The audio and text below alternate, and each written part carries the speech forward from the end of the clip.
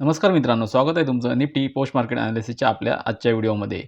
चला तर पाहूया निफ्टीने आज कसं काम केलं आणि उद्यासाठी आपला ट्रेड प्लॅन काय असू शकतो.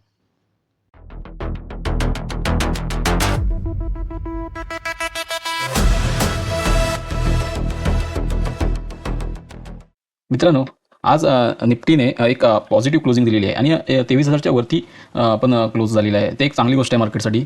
आणि आपला प्लॅन जो होता ते जर निफ्टी 22,830च्या खाली असते तर आपण एक शॉर्ट पोझिशन घेणार होतो.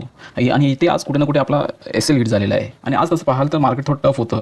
इथे खाली आलं डेच्या स्टार्टला, नंतरला वरती गेलं आणि परत पुन्हा एकदा खाली आलं. आणि हे आज एक्सपायरी होती, त्यामुळे मार्केट इझी नव्हतं. आणि जर इथे वाढलेही असेल तरी पण डीके पाहायला मिळाला. ॲट द एंड थोडा क्विक मुवमेंट आली. त्या अगोदर तर एक थोडं टाईमपास टाईपच होतं मार्केट. त्यामुळे जर ऑप्शन बाहेर असाल तर त्यामध्ये डीके झाला असेल, जर तुम्ही एक मॉर्निंगलाच ट्रेड पंच केला असाल तर. त्यामुळे आपला आजचा तर डे एलचा होता. ठीक आहे, असे दिवस येतात. तर आपण आता दिवस विसरून पुढच्या उद्याच्या दिवसाचा प्लॅन करूया. त्या ट्रेड निफ्टीमध्ये काय प्लॅन असू शकतो. एक गोष्ट चांगली झाली आहे की निफ्टीने 23,000च्या वरती क्लोजिंग दिलेली आहे. तर आता इमिजिएट जो रेजिस्टन्स आहे निफ्टीचा तो येतो अराऊंड 23,200च्या आसपास. त्याच्यावरती जर निफ्टी जर ह्या लेवलच्या वरती म्हणजे 23,200च्या वरती जर क्लोजिंग देते 15 मिनिटाची कॅन्डल, 23,200च्या वरती जर क्लोजिंग देते 15 मिनिटाची कॅन्डल, तर आपण अपसाईडला एक ट्रेड प्लॅन करणार आहोत. आणि टार्गेट असेल ते 23,400पर्यंत आपले टार्गेट राहतील. आणि जर निफ्टी समजा उद्या गॅपडाऊन ओपन झाली अराऊंड 23,000च्या आसपास, तरी पण आपण एक बाय साईडलाच ट्रेड प्लॅन करणार आहोत. इथे एक आता तो एक सपोर्टचं काम करेल. 23,000चा लेवल आहे तो.